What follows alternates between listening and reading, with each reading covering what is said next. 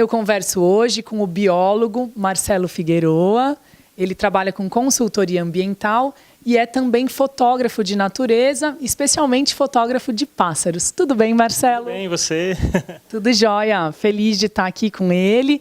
Ele tem imagens lindas de pássaros, fotografa aí pelo Brasil todo, mas aproveita que nós temos uma riqueza aqui na nossa cidade, que é a Serra do Japi, e fotografa muito lá também a fauna da nossa Serra do Japi. Conta um pouquinho para nós da sua história. Bom, primeiramente eu queria agradecer o convite de estar participando do programa, né? E fiquei muito lisonjeado aí. Então, na verdade, eu uno o meu trabalho com o meu hobby, né? Então, eu costumo dizer que muitas vezes eu acho que eu nem estou trabalhando, eu estou em campo, mas eu estou fazendo o que eu gosto. Então, muitas vezes nem parece que eu estou realmente trabalhando.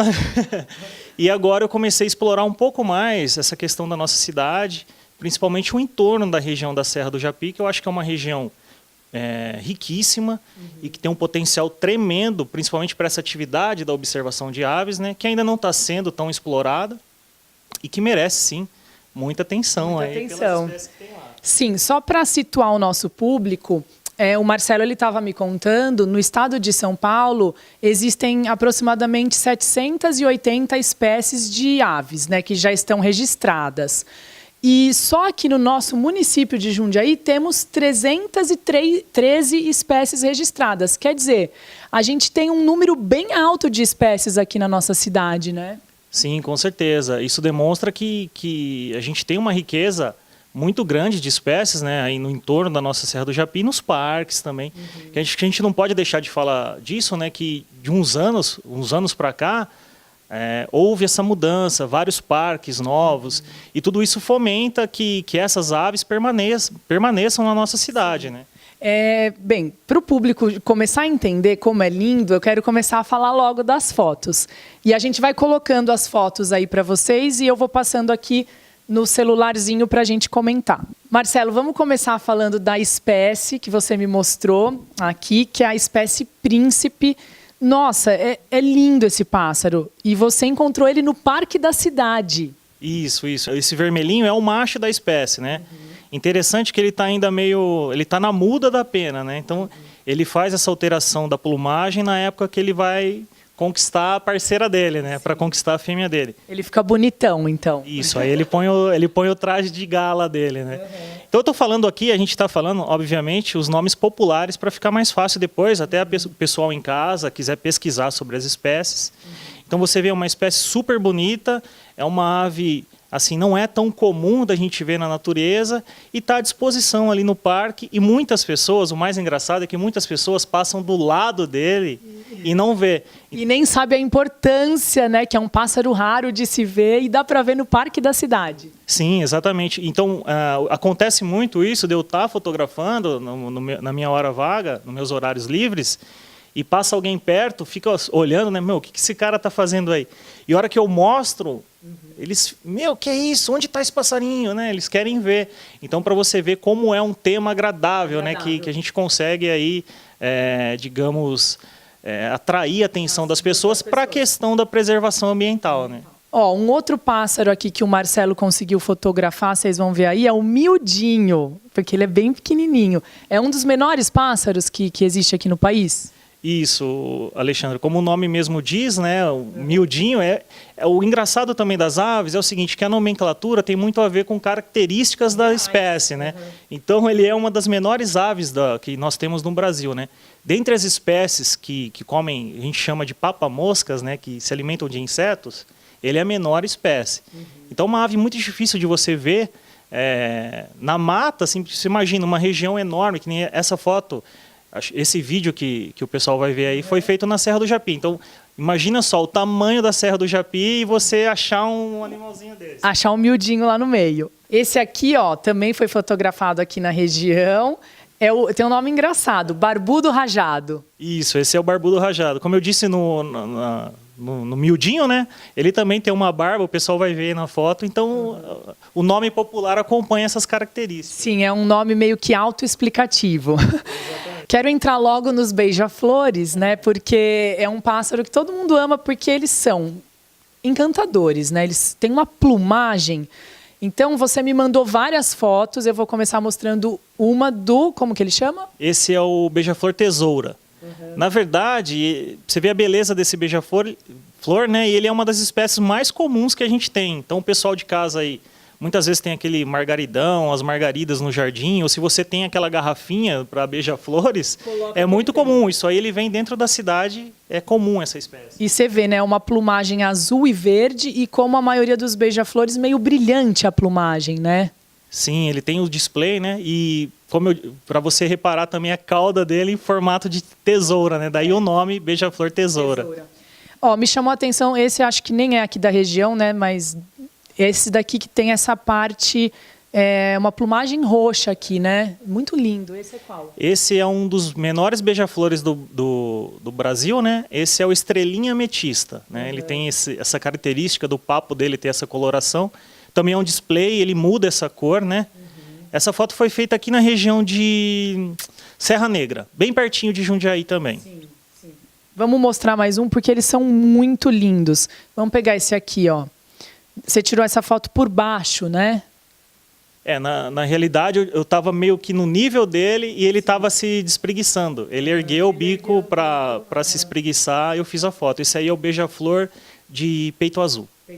Maravilhoso. Esse você fotografou em que lugar? Também aqui perto de Jundiaí, mas não foi em Jundiaí. Mas em Jundiaí eu já fiz foto dele no Jardim Botânico. É bem comum de ser visto no Jardim Botânico. Ó, vamos falar de mais um pássaro maravilhoso aqui, ó. O tangará. Né? Então ele é azul, preto, tem a cabeça vermelha. Lindo. Essa ave é uma das minhas preferidas, né? Ele tem uma característica muito legal, que ele é conhecido como a ave dançarina. Então ele tem todo um ritual de dança, onde vários machos ficam dançando no puleiro, vários assim, de 6, 7, 8 machos ficam dançando no puleiro para conquistar a atenção da fêmea, né? E um deles vai vencer lá. O que for mais pé de valsa leva, né? Legal. E uma característica muito interessante é que ele tem essa coloração azulada, com a cabeça vermelha, quando ele já é adulto. O jovem, ele tem o corpo inteiro verde, só a cabeça vermelha. Acho que eu mandei a foto, você vai botar para o pessoal ver também. Sim. A gente fez uma pausa e trouxe o equipamento do Marcelo aqui, ó. Pega para nós, por favor, Marcelo. Essa é a câmera com qual ele trabalha. O corpo dela é uma... Essa é uma Canon, né, 7D. 7D. Mark II. E essa lente aqui... A lente ela assusta um pouquinho pelo tamanho, mas é uma 400mm, né? É uma lente fixa. É porque, assim, para a fotografia da fauna, né, das aves, a gente tem uma questão muito... A gente tem um problema de luminosidade, né? Diferente do que a gente está fotografando no estúdio. Então, na natureza, você tem que ter um equipamento que se adeque às situações que você vai... Claro, e normalmente você vai estar fotografando de muito longe e, às vezes, também numa mata meio escura, né? Ou que nem no caso do miudinho, que ele é minúsculo, você precisa de uma super lente para conseguir fazer as fotos. Você chega com essa câmerazinha discreta lá na floresta para fotografar. E eu peguei, ela é super pesada. Pesa cerca, essa aqui, de 7 quilos, né? O equipamento todo, com o tripé, em torno de 10 a 12 quilos. Tem que carregar nas trilhas aí. E legal que é meio camuflado mesmo, né? Sim, porque para você conseguir essas fotos, tem toda uma técnica e também você não pode ir lá com um abadá de carnaval. Então a gente usa roupa camuflada. De fato, vocês têm que ser o máximo discreto, né? Inclusive a gente tem uma técnica que é um dispositivo camuflado que tem um nome de blind, né? Que a tradução seria cego, né? Que é realmente para a gente passar desapercebido ali para os animais, né? E ó, eu quero contar também uma coisa legal. Eu já sabia disso, não sei se todo mundo sabe, mas existe essa cultura do que é chamado em inglês de bird watching, né? Que é a observação de pássaros, e daí pode desembocar, né, no ato de fotografar e tal. E isso é um ramo dentro do turismo muito forte. Tem gente que faz turismo só para fazer bird watching, né? Então, é um potencial que nossa cidade pode explorar, que ainda não é explorado em Jundiaí. Então, pode começar a ser organizado algo nesse sentido para trazer os turistas, né? E normalmente é o pessoal que tem muito dinheiro, né, que faz birdwatching. Não sei se todos, mas uma boa parte sim. Com a minha exceção. Mas o que eu queria falar é que você me comentou também de um site muito legal que é o Wikiaves. Eu queria dar a dica para o pessoal entrar. Fala um pouquinho desse site. Então, o Wikiaves é um portal onde se criou, né, uma comunidade de observadores de aves do nosso país, né? E lá você faz as suas fotos e posta nessa plataforma e compartilha as informações com seus amigos. E esse site também ele tem um papel científico muito importante, porque ele ajuda a localizar espécies raras, espécies ameaçadas. Esse ano, ou se não me engano no final do ano passado, foi redescoberta uma espécie, que o nome popular dela é rolinha do Planalto, que ela não era vista há mais de 35 ou 75 anos, não me lembro ao certo agora. Sim, pensavam que estava extinta já. Exatamente, já era considerada extinta e foi achada, né? Um observador, na verdade foi um biólogo que num trabalho, o mesmo trabalho que eu faço, ele fez a foto daquele animal e redescobriu a espécie. Que legal. E para você que está assistindo, se quiser entrar, então entra lá em Wikiaves, a gente vai pôr até uma print screen aí do site. E o Marcelo estava me contando, é muito legal, tem as pessoas cadastradas que vão alimentando esse site com as fotografias e existe até uma competição saudável entre as pessoas, né? Quem conseguiu fotografar mais, tal. E as duas primeiras lá do ranking, que eu sei que ele me contou, são duas mulheres, que são as que mais têm foto de aves. A primeira acho que tem cerca de 1.800 espécies. 1.486 e a segunda 1.478. Estão ali, estão pau a pau. A briga tá feia. Mas o legal, o que você falou no início, é uma atividade que envolve toda a família, principalmente as mulheres, né? Não é à toa que a gente tem no ranking aí, cabeçando a lista, 2 mulheres. Então é uma atividade muito saudável, em contato direto com a natureza. Jundiaí, o nosso município, está no eixo São Paulo-Campinas. São Paulo é o estado com maior número de observadores de aves, né? Pessoal que fotografa aves. Então, é bem o que você disse. Nossa cidade tem um potencial tremendo que ainda não está sendo explorado. Bem, quando eu soube que eu ia entrevistar o Marcelo, eu sabia que nós íamos falar da riqueza da Serra do Japi, e a Serra do Japi é Mata Atlântica. E foi legal, porque daí eu sempre vou pesquisar sobre o tema da entrevista, e dessa vez foi uma coisa meio nostálgica para mim, porque eu sou apaixonada por natureza, quem me conhece sabe, desde criança. Eu amo fazer trilha, eu amo cachoeira, eu amo natureza. E quando eu fui fazer o meu trabalho para me formar no curso de jornalismo, eu escolhi escrever um livro-reportagem sobre a história do tombamento da Serra do Japi e sobre a riqueza da Mata Atlântica. Então, assim, às vezes nós, assim, que moramos do lado da Mata Atlântica, nem temos tanta noção da riqueza imensa. Para vocês saberem, né? É a mata mais biodiversa, né, do mundo. Então, assim, tem faixas da Mata Atlântica que chegam a apresentar 800 espécies de árvores. Então, é um número incrível. Em matas dos países mais frios, mais temperados, você não tem esse número tão alto de espécies. Lá pode ter uma floresta que tenha 5 espécies, 10 espécies. Às vezes tem florestas ali com 2 espécies. E nós aqui com uma floresta que chega a ter 800 espécies. Então, é uma riqueza incrível. A Serra do Japi foi tombada, né, em 83. Então, nós temos 35 anos de tombamento. E o que eu e o Marcelo, a gente estava conversando um pouco aqui, é que a população de Jundiaí ainda não acessa muito a serra, não aproveita, né? Então, a gente podia aproveitar melhor, né, a nossa Serra do Japi. Com certeza. Como você disse, é muita biodiversidade num lugar só, né? Então, e como eu disse do caso do príncipe que a gente citou no início da nossa entrevista, aquele passarinho lindo, vermelho, que eu falei que muitas pessoas se surpreendem quando eu mostro a foto e falo que aquele pássaro está ali. Isso acontece muito com a nossa Serra do Japi. Muitas pessoas não têm a menor noção da quantidade de animais que tem ali e a importância desse ambiente ser preservado.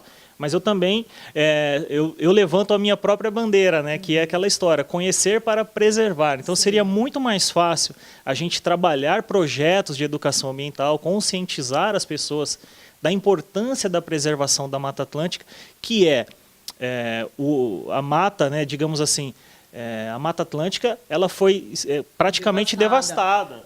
A Mata Atlântica, ela, aqui no Sudeste, basicamente antes dos portugueses chegarem aqui, era inteiro de Mata Atlântica.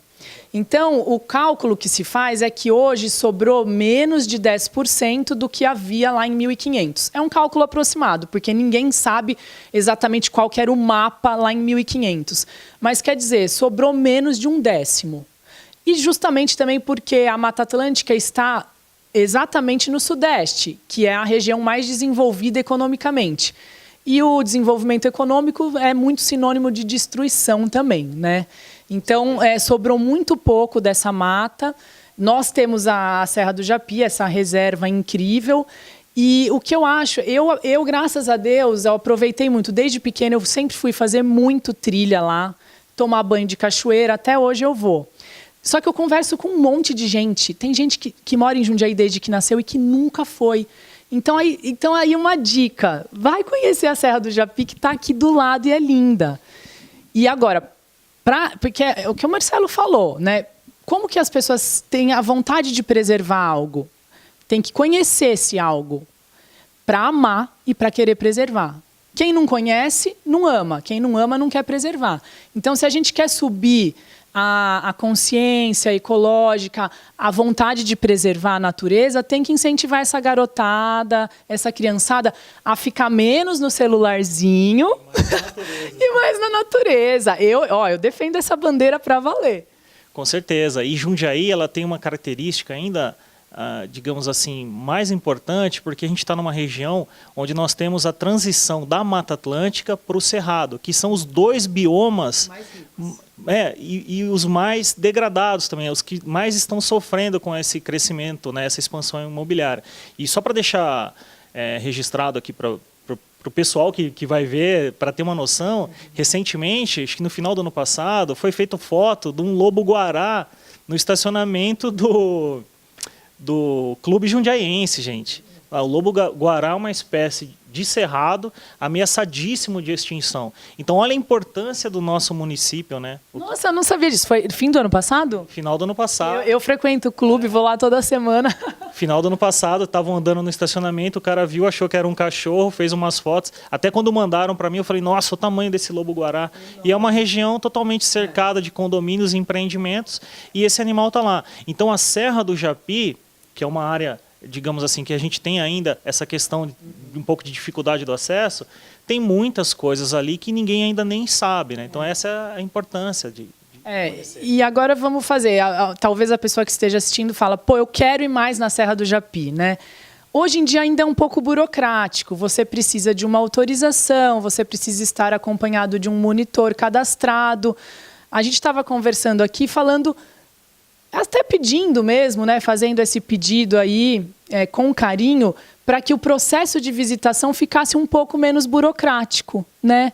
E, inclusive, ficasse menos burocrático e para que fosse incentivado. E, aliás, muito da minha vontade de trazer você aqui no Direto ao Ponto foi para isso. Eu quero ver as pessoas mais próximas da natureza. Eu acho que está todo mundo precisando pôr mais natureza dentro da vida, sabe? Com certeza.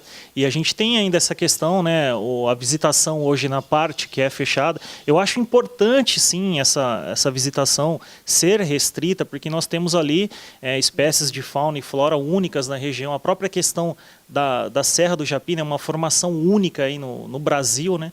Mas, enfim, ainda é um processo muito burocrático. E, recentemente, eu recebi muitas reclamações de amigos, né, que são fotógrafos de aves, que vieram, e mesmo, às vezes, com o agendamento das visitas monitoradas, né, que esse agendamento, para o pessoal saber, hoje ele é feito no site da Prefeitura de Jundiaí, né, tem a Fundação Serra do Japi, onde você faz esse agendamento para as visitações.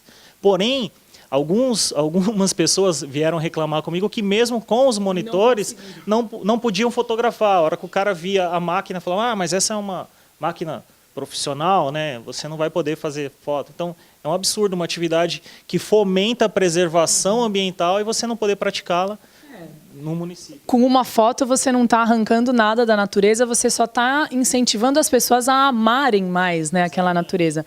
E você comentou né, da formação rochosa da Serra do Japi. Eu até queria destacar que eu estava contando, né, que o meu trabalho de formação, né, o trabalho de conclusão de curso foi sobre isso, e eu descobri coisas muito legais. Eu entrevistei o geógrafo que se chama Aziz Absaber. Talvez você não esteja sabendo pelo nome, mas com certeza você sabe quem esse cara é, porque todos os mapas que nós estudamos no colégio foram feitos pelo Aziz Absaber. Então, quando você tinha aula de geografia, é lenda. Ele faleceu em 2012, aos 88 anos, e ele foi o responsável pelo tombamento da Serra do Japi. Então, eu o entrevistei. Era um grande defensor da natureza, inteligentíssimo, e nessa entrevista ele me contou que a Serra do Japi, a mata da Serra do Japi está formada sobre uma formação de rocha de quartzito, que é a rocha mais dura da crosta terrestre. E isso é um fato raríssimo, você ter uma floresta em cima. É a única do mundo. Então, quando ele estava batalhando pelo tombamento da Serra do Japi, o argumento mais forte dele era esse, né? É uma joia, é algo raro, e se a floresta ali for destruída, depois ela não volta mais.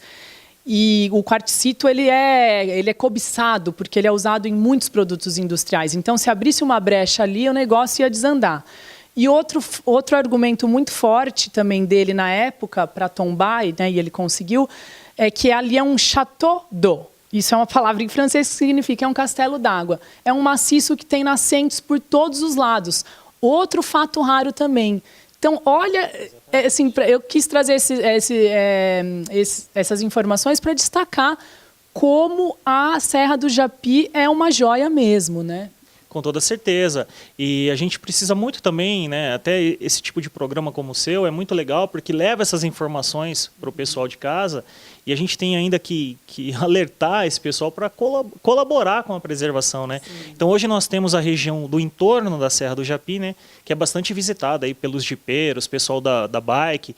Vem muita gente de São Paulo, hoje na região da Santa Clara, se você pegar sábado e domingo de manhã, tem 200, 300 ciclistas, né, o pessoal do mountain bike, da caminhada, e pedir para esse pessoal preservar e não jogar lixo. Eu estava fazendo uma foto até do tangará, que é uma ave linda. A hora que eu fui fazer a foto do tangará, do lado dele tinha uma câmera de ar de bicicleta pendurada.